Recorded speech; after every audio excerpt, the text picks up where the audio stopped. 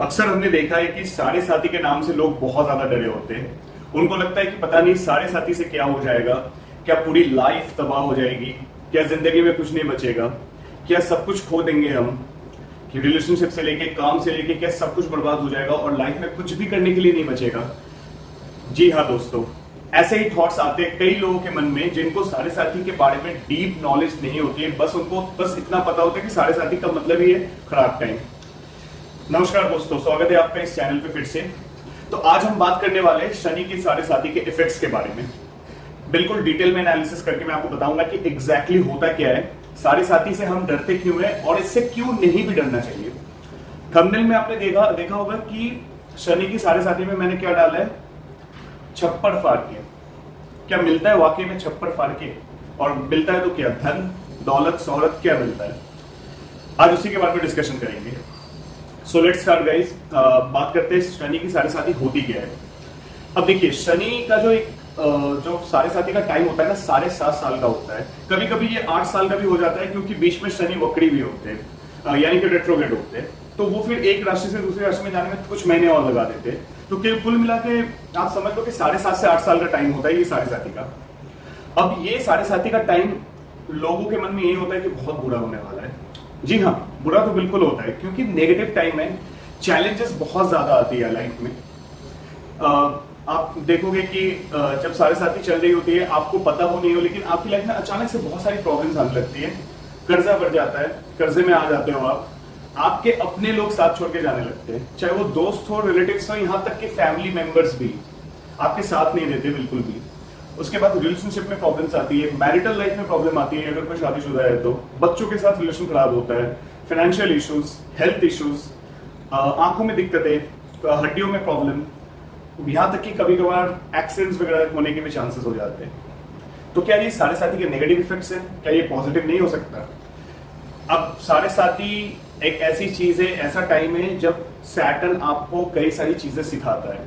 ठीक है, कुछ लोगों के लिए पॉजिटिव भी होता है, लेकिन मैक्सिमम लोगों के लिए देखा गया है कि this is a negative time. अब नेगेटिव क्यों है?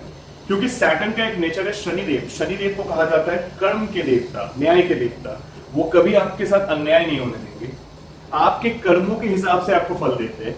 अगर आपके कर्म अच्छे रहे हो शनि की साढ़े साथी से पहले तक, तो आपको वो अच्छे कर्म देंगे, घबराने वाली बिल्कुल कोई बात नहीं है। लेकिन अगर आपके कर्म अच्छे नहीं रहे हो, लाइक अगर कुछ आप इलीगल चीजें कर रहे हो, कुछ गलत कर रहे हो, ठीक है, तो शनि आपको ऐसा नहीं कि दंड देने आते। उनका बस ये नेचर होता है, उनका ये तरीका होता है कि आपको वो सही रास्ते में लाए। अब शनि कोई और सौम्य ग्रह तो नहीं है, जैसे शुक्र हो गए, गुरु हो गए, या फिर बुध हो गया, कि वो मतलब बहुत सॉफ्ट नेचर के थ्रू, सॉफ्ट जो भी आप लाइक तरीका कहते हो, उनके थ्रू आपको सही रास्ते में लाए। उनका अपना तरीका होता है प्रॉब्लम्स, चैलेंजेस के थ्रू, जिससे कि आप उस नेगेटिव चीज से बाहर आओ और आप पॉजिटिव चीजों में आके पॉजिटिव दुनिया में बसो, और आप बिल्कुल हार्ड वर्किंग बनो, बहुत ज्यादा स्पिरिचुअल बनो। स्पिरिचुअलिटी की तरफ भी लेके जाती है शनि की साढ़े साथी। ठीक है, और आप गलत काम से बचो, आप सही काम करो, मेहनत करो, और कभी कोई गलत इलीगल काम या फिर झूठ बोलना या फिर किसी भी तरह की कोई भी नेगेटिव चीज, आप इन सब चीजों में मत पड़ो। शनि आपसे बस यही चाहते हैं। तो साढ़े साथी का ये टाइम आता है जब शनि 7.5 साल आपको शनिदेव कुछ ना कुछ सिखाते हैं। कहा जाता है कि हर दिन शनिदेव कुछ ना कुछ सिखाते हैं, अगर आप सीख सको तो। क्योंकि 7.5 साल में आपको वो कई तरह की चीजें दिखाते हैं, आपकी आंखें खोल के रख देते हैं कि कौन आपका अपना है, कौन आपका पराया है। लोग अक्सर डर जाते हैं कि शनि की साढ़े साथी है, अब तो वो खराब हो जाएगा बिल्कुल सब कुछ। ऐसा नहीं है। आप शनि की साढ़े साथी का सही उपयोग करो इस टाइम का। अगर आप वही काम करो जो आपसे शनि चाहते हैं, तो बिल्कुल कुछ भी खराब नहीं होगा। आने वाले टाइम में आप देखोगे आप बहुत अच्छे रास्ते में जा रहे हो। आने वाले टाइम पे बहुत अच्छा होगा आपके साथ। शनिदेव बहुत सारी चीजें आपको सिखाए। अब साढ़े साथी के 3 फेजेस होते हैं, 3 चरण, पहला, दूसरा और तीसरा चरण। पहला चरण क्या होता है, जिसको राइजिंग फेज बोलते हैं, और दूसरा चरण होता है जिसको पीक फेज बोलते हैं, जब शनि की साढ़े साथी सबसे ज्यादा पीक पे होती है। एंड तीसरा चरण होता है आपका थर्ड फेज, जिसको सेटिंग फेज बोलते हैं, जहां पे नेगेटिव चीजें इतनी ज्यादा नहीं होती, बल्कि कुछ पॉजिटिव होने लगता है, टाइम बेटर होने लगता है थर्ड फेज में। ये मोस्टली देखा गया है ज्यादातर लोगों की कुंडलियों में। ठीक है, अब साढ़े साथी पता कैसे चलेगा कि कब किसकी साढ़े साथी चल रही है? ये हम चंद्र राशि से देखते हैं, ना कि लगन से। अब मान लीजिए कोई बंदा है जो मिथुन लगन का है, ठीक है, और उसकी मान लीजिए कुंभ राशि है, तो वो कुंभ राशि जहां पे चंद्रमा कहाँ बैठे हुए, कुंभ राशि में, जो चंद्र राशि के थ्रू हम देखते हैं कुंडली को, तो चंद्र राशि के आधार पे हम उसको देख सकते हैं कि उसकी साढ़े साथी चल रही है नहीं। जैसे कि मैंने आपको भी एग्जाम्पल बताया, मिथुन, लगन और कुंभ राशि। तो दोस्तों कुंभ राशि में अभी वर्तमान समय में शनि विराजमान है, और कुंभ राशि वालों की अभी साढ़े साथी चल रही है सेकंड फेज। मकर राशि वालों की थर्ड फेज है, आखिरी फेज है, जो जाने वाली है 29 मार्च 2025 में। और धनु राशि की तो साढ़े साथी खत्म हो चुकी है इस साल 17 जनवरी से ही। मीन राशि वालों की साढ़े साथी शुरू हुई है 17 जनवरी से, ठीक है, जो कि अभी रहने वाली है लगभग 7.5 साल। तो कहने का मतलब है कि आपकी चंद्र राशि के आधार पे हम साढ़े साथी का विचार कर सकते हैं। अब जैसे मान लीजिए, जैसे मैंने आपको बताया कि मिथुन, लगन है, और आपकी राशि बनती है कुंभ, ठीक है। तो अब कुंभ राशि में पता कैसे चलेगा कि साढ़े साथी स्टार्ट हुई है? तो चंद्र राशि यानी कि चंद्रमा को अगर लगन पे बिठा दिया जाए, तो आपके जो 12वें घर में क्या बन रहा है, मकर राशि। तो जैसे ही मकर राशि में शनि प्रवेश करेंगे, वैसे ही कुंभ राशि पे शनि की साढ़े साथी लग जाती है, ठीक है। वो होता है पहला फेज। अब 12वें घर से पहले घर में जब शनि 2.5 साल बाद ट्रांजिट करेंगे, तो उस टाइम पे क्या होता है कि शनि की साढ़े साथी का सेकंड फेज स्टार्ट होता है, क्योंकि शनिदेव आपके लगन पे ही होते हैं, आपके फर्स्ट हाउस में होते हैं, ठीक है। और जब थर्ड फेज आता है, इसका मतलब शनि आपके फर्स्ट हाउस से सेकंड हाउस पे चले जाते हैं। यानी पहले वो मकर पे जब आए थे तो कुंभ वालों की साढ़े साथी लग गई, फिर वो मकर से कुंभ में आए तो कुंभ वालों की साढ़े साथी का पिक फेज रहा, और जब कुंभ से ये निकल के मीन राशि में जा रहे हैं सेकंड हाउस में, तो इसका मतलब कुंभ राशि वालों की साढ़े साथी खत्म होने वाली है, थर्ड फेज स्टार्ट हो चुका है, यानी सेटिंग फेज। अब आप सोच रहे होंगे कि फर्स्ट फेज, सेकंड फेज, ये एग्जैक्टली होता क्या है? तो ये अलग अलग फेजेस होते हैं, चरण होते हैं, ठीक है। कहा जाता है कि सबसे ज्यादा जो दुख देने वाला होता है, सबसे ज्यादा जो परेशानी देने वाला फेज होता है, वो होता है आपका सेकंड फेज, यानी पिक फेज। क्योंकि शनिदेव उस टाइम पे अपने पिक पे होते हैं, सबसे ज्यादा मतलब आप समझ लो इफेक्टिव हो जाते हैं, और साढ़े साथी के सबसे ज्यादा रिजल्ट्स मिलते हैं उस टाइम पे। तो पहले फेज में क्या होता है कि शनिदेव बैठे होते हैं आपके 12th हाउस में, ठीक है, और वो वहां से दृष्टि देते हैं सेकंड हाउस पे। तो कहने का मतलब है कि पैसों की दिक्कत, फैमिली वालों से दिक्कत, ठीक है। 12वें घर से वो छठे घर को देखते हैं, तो एनिमीज बढ़ने लगते हैं आपके, यानी आपके कॉम्पिटिटर्स, आपके जो शत्रु है वो आपको परेशान करने लगते हैं। और 6th हाउस कर्ज का भी होता है, ऋण का होता है। तो इससे क्या होता है कि आप कर्जे में आ जाते हैं, आपके पैसे फंस भी सकते हैं कहीं, अगर एक बार आपने पैसे दे दिए तो हो सकता है वो पैसे मिले नहीं, या फिर आप कर्जों में आ जाते हो और वो पैसा चुकाने में आपको बहुत दिक्कतें होती है। और वहां से वो दृष्टि देते हैं 9th हाउस में। 9th हाउस का मतलब है पिता के साथ फिर रिलेशन खराब होना, भाग्य का साथ नहीं मिलना।